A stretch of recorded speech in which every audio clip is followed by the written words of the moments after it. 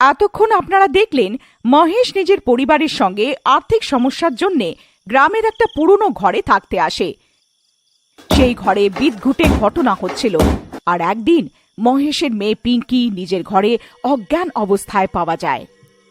হে ভগবান, আমার মেয়ের কি হয়ে গেল?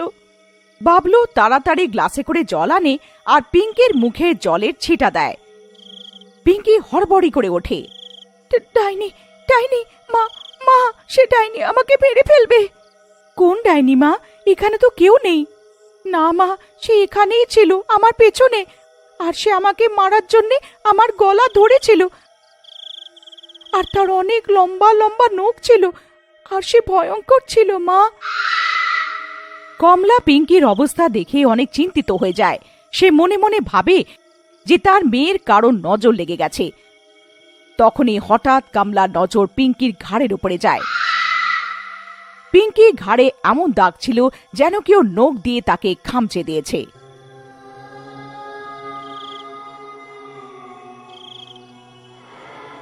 আমি তোমার বাবা এসে গেলে কথা বলছি, সব ঠিক হয়ে যাবে মা, তুমি চিন্তা করো না। সন্ধেবেলাতে মহেশ আসার পরে কমলা তাকে সব জানায়। এমন করা হোক, কাল আমরা মন্দির যাই, ওইখানে গিয়ে আমরা পিঙ্কির জন্য আশীর্বাদ নিয়ে নেব। পরের দিন সকালে সবাই মন্দির যাওয়ার জন্য তৈরি হয়। মন্দিরে গিয়ে পিঙ্কি আবার অদ্ভুত ব্যবহার করতে শুরু করে আর মন্দিরের ভেতরে যাবে না বলে। আমি যাব না ভেতরে, তোমরা যাও, আমি বাইরেই ঠিক আছি। এমন করে না মা, মন্দিরে যেতে কখনো মানা করতে নেই। আমি যখন বলে দিলাম যে ভেতরে যাবার নেই, তো কেন জেদ করছো? মহেশ আর কমলা পিঙ্কিকে জবরদস্তি ধরে মন্দিরের ভেতরে নিয়ে যায়। আমাকে ছেড়ে দাও, আমাকে ছেড়ে দাও। পিঙ্কি ভগবানের মূর্তির সামনে এসে একদম চুপ হয়ে যায়। দেখুন না পুরোহিত মশাই, আমাদের মেয়ের কি হয়ে গেছে। আজকাল অনেক অদ্ভুত ব্যবহার করে যাচ্ছে। আজ তো মন্দিরে আসবে না বলে বলছিল। চিন্তা করো না, আমি তোমাদের এই সুতো দিচ্ছি, এই সুতোটা ওর গলায় পরিয়ে দাও, এ একদম ঠিক হয়ে যাবে। কমলা পিঙ্কির গলাতে সুতো পরিয়ে দেয় আর সবাই ঘরে ফিরে আসে। কিছুদিন পিঙ্কি ঠিকই ছিল। তারপরে হঠাৎ একদিন তার সুতো চুল আঁচড়ানোর সময় ছিঁড়ে যায়। আর পিঙ্কি আবার অদ্ভুত ব্যবহার করতে শুরু করে। এক রাত যখন সবাই ঘুমোচ্ছিল, তখন নিচের থেকে কিছু পড়ার শব্দ হয়। বাবলুর ঘুম ভেঙে যায় আর সে দেখে যে পিঙ্কি ঘরে নেই। বাবলু যখন নিচে যায় তো দেখে যে পিঙ্কি ঘর থেকে বাইরে যাচ্ছে। বাবলু পিঙ্কির পেছন পেছন যায়। পিঙ্কি সেই অশ্বত্থ গাছের কাছে গিয়ে দাঁড়িয়ে যায় আর ওপরে সেই গাছকে দেখতে থাকে।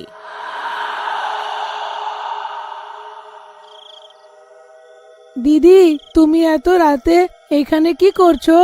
পিঙ্কি বাবলুর কথা শোনে না আর সেই গাছটাকে দেখতেই থাকে। দিদি, আমি কখন থেকে তোমাকে দেখছি, তুমি আমার কথা কেন শুনছো না? পিঙ্কির সঙ্গে সঙ্গে বাবলুর দিকে দেখে। এমন মনে হলো যেন পিঙ্কির জ্ঞান এখনই ফিরল। আমি এখানে কি করে আসলাম, আমার কিছু মনে নেই। মনে হয় তুমি ঘুমের ঘরে হেঁটে হেঁটে এখানে এসে গেছো। চলো এখন ঘরে গিয়ে ঘুমাই, অনেক রাত হয়ে গেছে। পিঙ্কি আর বাবলু নিজের ঘরে গিয়ে ঘুমিয়ে পড়ে। পরের দিন সকালে সবাই বসে জলখাবার খাচ্ছিল। আজ আমাকে স্কুলের প্রিন্সিপাল ডেকেছে। এতদিন ধরে স্কুলের পিছনে ঘুরছি, মনে হয় আজ আমার চাকরি নিশ্চয়ই হয়ে যাবে। আজ আমি পিঙ্কি আর বাবলুর অ্যাডমিশনের কথাটাও বলে দেব। চলো, ভালো হলো, ভগবান সব মঙ্গল করুক। মহেশ স্কুলে চলে যায়। কমলা আর পিঙ্কি কিচেনে আর বাবলু বাইরে খেলতে চলে যায়। কমলা কিচেনে সবজি কাটছিল, পিঙ্কি আটা মাখছিল। সবজি কাটার সময় হঠাৎ কমলার হাত কেটে যায় আর হাত থেকে রক্ত বেরোতে শুরু করে। পিঙ্কির রক্ত দেখার পরে আটা ছেড়ে দিয়ে কমলার হাত ধরে রক্তটা চুষতে থাকে। ব্যাস মা, ব্যাস, একটুখানি কেটেছে, আমি হাত ধুয়ে নেব তো সব ঠিক হয়ে যাবে। পিঙ্কি কমলার হাত ছাড়ে না আর তার রক্ত চুষতেই থাকে। কমলার এই ব্যবহার আলাদা মনে হয়। তখনই হঠাৎ কমলার নজর পিঙ্কির গলার উপরে পড়ে। পিঙ্কির সুতো অদৃশ্য ছিল। পিঙ্কি, তোমার সুতো কোথায় গেল? পিঙ্কি তার কথা না শুনে তার রক্ত চুষছিল। কমলা পিঙ্কিকে নিজের থেকে ধাক্কা মেরে সরিয়ে দেয়। পাগল হয়ে গেছো নাকি? কি হলো মা, তোমার এই ব্যথা কখন লাগলো? তোমার তো রক্ত বেরোচ্ছে, তাড়াতাড়ি জল দিয়ে ধুয়ে নাও। ও কিছু না, এই সবজি কাটার সময় একটু হাত কেটে গেল। সন্ধে বেলাতেই রমেশ ঘরে আসে। ওর হাতে একটা মিষ্টির প্যাকেট ছিল। কমলা, পিঙ্কি, বাবলু, কোথায় আছো সবাই? তাড়াতাড়ি এসো, তোমাদের একটা সুখবর দেওয়ার আছে। সবাই মহেশের আওয়াজ শুনে এসে যায়। কি হলো, এত চেঁচাচ্ছ কেন? আর এটা তোমার হাতে কি? আজ আমি অনেক খুশি। আমার চাকরি স্কুলে হয়ে গেছে। আমি পিঙ্কি আর বাবলুর অ্যাডমিশনের জন্যেও সেই স্কুলের কথা বলে নিয়েছি। আর এই দেখো, আমি তোমাদের জন্যে মিষ্টিও এনেছি। পিঙ্কি মিষ্টির প্যাকেট দেখে লাফিয়ে পড়ে আর পাগলের মতন মিষ্টি খেতে শুরু করে। সবাই পিঙ্কিকে এমন করে মিষ্টি খেতে দেখে অবাক হয়ে যায়। পিঙ্কি, তুমি পাগল হয়ে গেলে কি? চলো এই মিষ্টির ডাব্বা আমাকে দাও। পিঙ্কির চোখ লাল হয়ে যায় আর সে রেগে কমলার দিকে দেখে। কমলা ভয় পেয়ে যায় আর পিঙ্কিকে মিষ্টি খেতে দেয়। পিঙ্কি কিছুক্ষণে পুরো ডাব্বা শেষ করে দেয়। মহেশ আর কমলা বুঝে যায় যে পিঙ্কির উপরে কোনো ডাইনি ভর আছে। সে পরের দিনই গ্রামের একটা তান্ত্রিকের কাছে যায়। আপনি আপনি তাড়াতাড়ি আমার বাড়ি চলুন। আমার মেয়ে কোনো ডাইনির বশে আছে। আপনি ওনাকে বাঁচিয়ে নিন। চিন্তা করিস না বাবা, আমি ভালো ভালো ডাইনিকে সায়স্তা করেছি। ওম হিম ক্রিম চামুন্ডায় নমঃ। ওম হিম ক্রিম চামুন্ডায় নমঃ। পিঙ্কি লাল চোখে তান্ত্রিককে দেখে।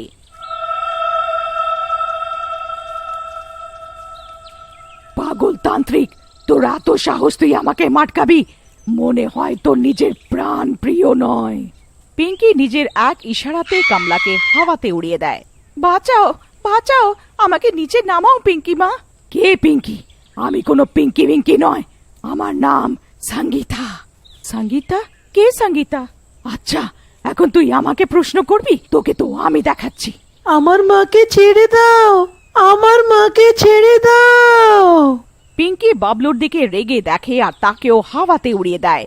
তান্ত্রিক তাড়াতাড়ি গঙ্গা জল পিঙ্কির উপরে ছেটায় আর পিঙ্কি কিছুক্ষণের জন্য অজ্ঞান হয়ে যায়। মহেশ তাড়াতাড়ি পিঙ্কিকে একটা চেয়ারের সঙ্গে বেঁধে দেয়। কিছুক্ষণ পরে পিঙ্কি চোখ খোলে, কিন্তু সে এখনো কোনো আত্মার প্রভাবে থাকে। খোলো আমাকে। কার এত সাহস যে আমাকে বাঁধার চেষ্টা করে? তোমরা কি ভাবছো যে তোমরা আমাকে এমন করে বেঁধে কাবু করে নেবে? তুমি আমাদের থেকে কি চাও? এই ছোট মেয়েটা তোমার কি ক্ষতি করলো? তুমি এর পিছু কেন ছেড়ে দিচ্ছ না? কি করে এর পিছু ছেড়ে দিই? আমি যতক্ষণ তোদের সবার এক এক করে প্রাণ না নিয়ে নি, আমার শান্তি নেই। তান্ত্রিক পিঙ্কির মাথায় একটা ওমের ত্রিশূল লাগিয়ে দেয়। পিঙ্কি অনেক কষ্টে চেঁচায়, ছেড়ে দাও আমাকে, তোমরা আমার কিচ্ছু করতে পারবে না, ছেড়ে দাও আমাকে। যদি তুই আমাকে নিজের ব্যাপারে না বলিস, তো আমি তোকে এরামে কষ্ট দিতে থাকবো। বল, তুই কে? কেন এদের দুঃখী করছিস? বলছি বলছি, আমি এই ঘরের চাকরানি ছিলাম। অনেক বছর আগে এই ঘরে কাজ করতাম। এই ঘরে একজন মাসি আর ওনার ছেলে জগদীশ থাকতো। আমি ওপরের ঘরে থাকতাম। জগদীশ আমাকে বলতো যে সে আমাকে অনেক ভালোবাসে। আমিও তাকে ভালোবাসতে লেগেছিলাম। সে আমাকে বিয়ের করে কথা বলেছিল। আর একদিন সে শহরে গেল আর অন্য কাউকে বিয়ে করে নেয়। আমি এই খবরটা সহ্য করতে পারলাম না, আর বাইরে যে অসত্য গাছ আছে সেখানে ফাঁসি দিয়ে আত্মহত্যা করেনি। মরার পরেও আমার আত্মা শান্তি পায়নি। আমার উদ্দেশ্য শুধু জগদীশের প্রাণ নেওয়ার ছিল। একদিন সে যখন নিজের বউয়ের গ্রামে আসলো, তো আমি তাকে মারার উপায় পেয়ে যাই, কিন্তু সে ওর মেয়ের জন্য বেঁচে গেল। উনি পুজো করে আমাকে আমার ঘরে সব সময়ের জন্য বন্ধ করে দেয়। আমি এত বছর ধরে সেই ঘরেই বন্ধ ছিলাম, কিন্তু পিঙ্কি সেই ঘর খুলে আমাকে মুক্ত করে দিল। কিন্তু তোমার দোষী তো জগদীশ ছিল। তুমি এদের সঙ্গে কেন খারাপ করছো? আমি এদেরই না, বরং সেই সব লোকেদের খারাপ করব যে আমার সামনে আসবে। তান্ত্রিক পিঙ্কির উপরে ছাই ছড়িয়ে দেয় আর হঠাৎ পিঙ্কির ভেতর থেকে এসে আত্মা বাইরে এসে যায় আর পিঙ্কি অজ্ঞান হয়ে যায়। তান্ত্রিক তাড়াতাড়ি সে আত্মাকে একটা ঘটে বন্ধ করে দেয় আর তার উপরে একটা লাল কাপড় লাগিয়ে দেয়।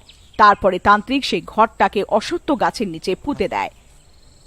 পিঙ্কি একদম ঠিক হয়ে যায় আর পরের দিন থেকে বাবলুর সঙ্গে স্কুলে যেতে শুরু করে। অনেক সময় আগেকার কথা। মায়া নামের একটা মেয়ে ছোট্ট একটা অফিসে কাজ করে নিজে জীবনযাপন করছো। তার ছোটবেলায় তার মা বাবা মারা যায়। মায়ার একটাই স্বপ্ন ছিল কোটিপতি হওয়ার, তাই টাকা রোজগার করার জন্য অনলাইন কাজও করত। একদিনের কথা, মায়া একটা খুব বড় প্রজেক্ট পায়, যাতে তার কোটি টাকার লাভ হতো। ওয়াও, এই প্রজেক্টটা আমার জন্য কোনো জ্যাকপটের কম নয়। আমি যদি সময় মতো এটা করে দিই তো আমার তো লটারি লেগে যাবে, আমি তো কোটি টাকার লাভ করব, আর তারপর আমার সব স্বপ্ন পূরণ হয়ে যাবে। মায়া সারাক্ষণ প্রজেক্ট বানাতে লেগে থাকতো, আর কয়েক মাসের পরিশ্রমের পর তার প্রজেক্ট রেডি হয়ে যায়। আমার প্রজেক্ট তৈরি হয়ে গেল। এটা আমার দিনরাতের পরিশ্রম। আমার কোটিপতি হওয়ার স্বপ্ন শীঘ্রই পূরণ হবে। কিছুদিন পর সে তার প্রজেক্টের টাকা পেয়ে যায়। টাকা পেতেই মায়া অনেক খুশি হয়ে যায়, আর সে পাগলের মতো নাচতে লাগে আর নিজের সাথেই কথা বলতে লাগে। আরে মায়া, এবার তো তুই তাড়াতাড়ি কোটিপতি হয়ে যাবি, আর তারপর তোর কাছে সব কিছু হবে। সেই প্রজেক্টটার পরে মায়া অনেক বেশি কাজ পেতে লাগলো, যার কারণে সে সারা রাত জেগে কাজ করতে লাগলো। এইভাবেই একদিন মায়া রাতে বসে অনলাইন কাজ করতে থাকে। তখনই সে একটা খুব বড় প্রজেক্ট পায়, তাও 1 কোটি টাকার, যাতে তার কোটিপতি হওয়ার স্বপ্ন পূরণ হতে পারত। এই প্রজেক্টটা আমার প্রাণ, আমাকে যা একটা করে এটাকে পূরণ করতেই হবে। এইটা দিয়ে আমার কোটিপতি হওয়ার স্বপ্ন পূরণ হতে পারে, আর তারপর আমার কাছে সব কিছু হবে, টাকা, গয়না, ঘর, বাড়ি, সব। আর কি ছিল, মায়া সেই প্রজেক্টটা বানাতে সারাক্ষণ লেগে থাকতো, আর তারপর কয়েক মাসের পরিশ্রমের পর তার প্রজেক্ট তৈরি হয়ে যায়, আর সে তার টাকাও পেয়ে যায়। তো তার খুশির ঠিকানাই থাকে না। অবশেষে আজকে গিয়ে আমার কোটিপতি হওয়ার স্বপ্ন পূরণ হলো। এবার আমার কাছে সেই সমস্ত জিনিস থাকবে যার আমার দরকার। এই টাকা দিয়ে আমি নিজের জন্য নতুন বাড়ি, অনেকগুলো গয়না আর একটা নতুন গাড়ি, আমি সব কিছু কিনবো। মায়ের কাছে টাকা পয়সার কোনো ঘাটতি ছিল না। মায়া সেই টাকা দিয়ে নিজের ঘর, বাড়ি, গয়না, সমস্ত দামি জিনিস কেনে। তার সমস্ত আলমারির টাকা, জামা কাপড় আর গয়না দিয়ে ভরে থাকতো। মায়ের কাছে কোটি টাকা আসতেই তার একটা দূরের কাকা কাকি তার কাছে দেখা করতে আসে। মায়া মা, তোকে দেখার জন্য তো আমরা কবে থেকে অস্থির হয়ে যাচ্ছি। আজ তোকে দেখে আমার মনে শান্তি এসেছে। তুই ঠিক আছিস না মা? আমাদের কথা কি কখনো মনে পড়েনি? এইটা বলে বলে তার কাকা কাকি তাকে জড়িয়ে ধরে কাঁদতে লাগে। কিন্তু আমি তোমাদের চিনি না, তোমরা কারা? তোমাদের আগে কখনো দেখিনি, আর কি করে মেনে নি যে তুমি আমার কাকা কাকি? আমরা তোমার নিজস্ব কাকা কাকিমা। শোনা মা, তুমি তখন অনেক ছোট্ট ছিলে। একদিন আমরা সবাই ঘুরতে যাচ্ছিলাম, তারপর তুই হঠাৎ কোথাও চলে গেলি। আমরা অনেক খোঁজ করলাম, কিন্তু তোকে খুঁজে পাইনি। এবার আমরা তোকে খুঁজে পেয়েছি না, এবার তোকে কোথাও যেতে দেব না। হ্যাঁ। মায়া তার কাকা কাকির উপর বিশ্বাস হয়ে যায়, আর সে তাদের নিজের সাথে নিজের ঘরে রেখে নেয়। তার কাকা কাকিও তার খুব খেয়াল রাখত, আর তাকে অনেক প্রেম করত। মায়াও নিজের কাকা কাকিকে পেয়ে অনেক খুশি ছিল, কিন্তু সে জানতো না যে তার কাকা কাকি তাকে নয়, তার টাকা পয়সাকে প্রেম করত। এইভাবেই একটা রাত তার কাকা কাকি নিজের মধ্যে কথা বলছিল। আরে ভাগ্যবান, কিছু ভাবো, এই মায়ার থেকে কোটি টাকা কি করে নেওয়া যায়? এটাতে আবার মুশকিল কি? ওকে বিষ দিয়ে মেরে দি, আর কি, তারপর ওর সব টাকা পয়সা আমাদেরই হবে। হ্যাঁ, এটা তুমি ঠিক বললে। আমরা একে শেষ করে দিই, তারপর এর সব টাকা আমাদের। আর তারপর থেকে তার কাকা কাকি মায়াকে মারার জন্য সুযোগ খুঁজতে লাগলো। আর একদিন তারা মায়াকে মারার সুযোগ পেয়ে যায়। মায়া নিজের কোনো প্রজেক্টের উপর কাজ করছিল, তখনই তার কাকি তার জন্য দুধের গেলাস নিয়ে আসে। মায়া সোনা মা, কাজ করতে করতে অনেক দেরি হয়ে গেছে, তুমি কিচ্ছু খাওনি, নাও আগে একটু দুধ খেয়ে নাও, তারপরে কাজ করে নিও। মায়া নিজের কাকির হাত থেকে গেলাস নিয়ে দুধ খেয়ে নেয়, আর কিছুক্ষণই তার দম বন্ধ হতে লাগে। আমি নিঃশ্বাস নিতে পারছি না কেন? কাকিমা, কাকিমা, আমার দম বন্ধ হচ্ছে। আমাকে বাঁচাও কাকি, কাকা, আমাকে বাঁচাও, আমার দম বন্ধ হচ্ছে। মায়ার কাকা কাকি জোরে জোরে হাসতে লাগে।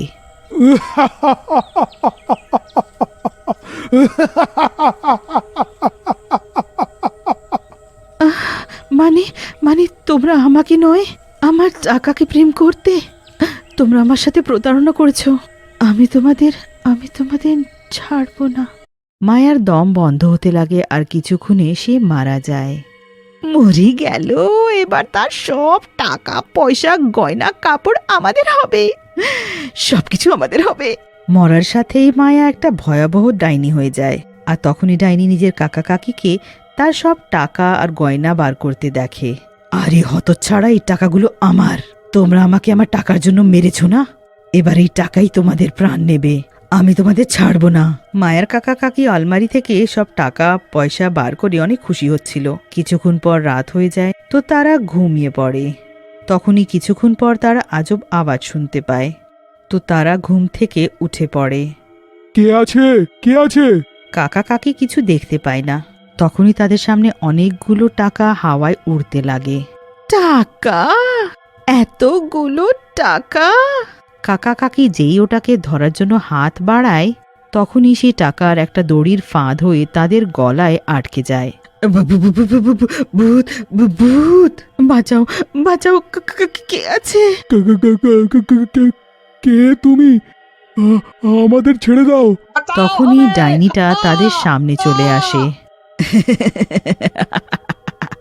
ছেড়ে দি, তোমাদের ছেড়ে দি, তোমরা আমাকে টাকার জন্য মেরেছো না, এই কোটি টাকা আমার, এটা আমার থেকে কেউ নিতে পারে না, কেউ না। দেখতে দেখতেই সেই টাকার দড়ি সেই কাকা কাকির দম বন্ধ করে মেরে দেয়। আর কিছুদিন পর সেই ঘরে থাকতে রমেশ আর তার স্ত্রী মিনা আসে। কিছুদিন সব ঠিক ছিল, কিন্তু তারপর একদিন হঠাৎ মিনা আজব আওয়াজ শুনতে পায়, যেটা শুনে মিনা অনেক বাজেভাবে ভয় পেয়ে যায়। মিনা সারাটা ঘরে খোঁজে কিন্তু কাউকে দেখতে পায় না। হয়তো আমার ভুল, তাই আমি এই আওয়াজ শুনতে পাচ্ছি। তারপর সে রান্নাঘরে রান্না করতে চলে যায়। আর রান্না করার জন্য যখন সে ডাব্বা খুলে দেখে, তো সে সব জায়গায় টাকা আর গয়নাই দেখতে পায়। এই এতগুলো টাকার গয়না কোথা থেকে এলো? সে সব জায়গায় টাকা আর গয়নাই দেখতে পায়। এটা কি করে হয়? এতগুলো টাকার গয়না কোথা থেকে আসতে পারে? এটা কার হতে পারে? মিনা বুঝতে পারছিল না যে এতগুলো টাকার গয়না কোথা থেকে এলো। তখনই সেই টাকার গয়না থেকে আজব আওয়াজ শুনতে পায়। কে কে আছে? তার সারাটা ঘরে টাকাই টাকা থাকে। কিছুক্ষণ পর রমেশও বাড়ি চলে আসে।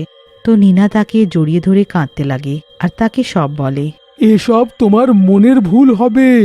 আমাদের বাড়িতে টাকা কোথা থেকে বা আসবে?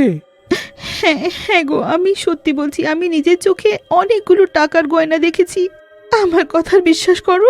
এসো আমি দেখাই। মিনা রমেশকে ঘরে নিয়ে যায়, যেখানে সে অনেকগুলো টাকা দেখেছিল, কিন্তু সে সেখানে কিছু দেখতে পায় না। এটা কি করে হতে পারে? এক্ষুনি তো আমি অনেকগুলো কোটি টাকা দেখেছিলাম। ওহো, তুমি এখন এসব ছাড়ো আর শিগগিরই আমাকে খাবারটা দাও। নীনা রান্নাঘরে গিয়ে খাবার তৈরি করে আর খাবার খেয়ে দুজনে ঘুমিয়ে পড়ে। নীনা সেই টাকার সম্পর্কে ভেবে ঘুমোতে পারছিল না। তখনই কিছুক্ষণ পর সে আবার সেই ভয়াবহ আওয়াজ শুনতে পায়। সে রমেশকে ওঠায়, কিন্তু সে গভীর ঘুমে হওয়ার কারণে ওঠে না। হে ভগবান, এটা কেমন আওয়াজ? আমি তো অনেক ভয় পাচ্ছি, কি জানি কি এসব করছে। কিছুক্ষণ পর নীনা ঘুমিয়ে পড়ে। তখনই আবার সেই ভয়াবহ আওয়াজ আসতে লাগে। টাকা চাই, নিয়ে যাও, সব নিয়ে যাও, হয়ে যাও কোটিপতি। ভয়াবহ আওয়াজ শুনে নীনা উঠে পড়ে। তখনই সে দেখে যে অনেকগুলো টাকায় হাওয়ায় উড়ছে। কে আছে? কে? সামনে এসো। তখনই দেখতে দেখতে ডাইনিটা নীনার সামনে চলে আসে আর তার গলা টিপে ধরে। বাঁচাও রমেশ, আমাকে বাঁচাও। নীনার আওয়াজ শুনে রমেশের ঘুম ভেঙে যায়। আর ডাইনিকে নীনার গলা টিপতে দেখে সে অনেক ভয় পেয়ে যায়। ছাড়ো, ছাড়ো আমার স্ত্রীকে। তুমি কে? আর তুমি আমার স্ত্রীকে কেনই বা মারতে চাও? আমি সবাইকে মেরে ফেলবো, যে আমার এই বাড়িতে এসে থাকবে আমি তাকে মেরে ফেলবো। কিন্তু এই বাড়িটা তো আমরা কিনেছি। না, এই বাড়িটা আমার, আমি আমার পরিশ্রম এটা বানিয়েছি। আমি দিন রাত কাজ করে কোটি টাকা অর্জন করি, অনেক পরিশ্রমে এই বাড়ি কিনেছিলাম। কিন্তু এখানে তো আমাদের কোনো ভুলই নেই। আমার স্ত্রীকে ছেড়ে দাও, ওকে মেরো না। ডাইনিটা নীনাকে কোনো মতেই ছাড়ছিল না আর নিজের দুহাতে তার গলা টিপছিল। রমেশ বুঝতে পারছিল না যে সে কি করে। তখনই সে একটা উপায় ভাবে।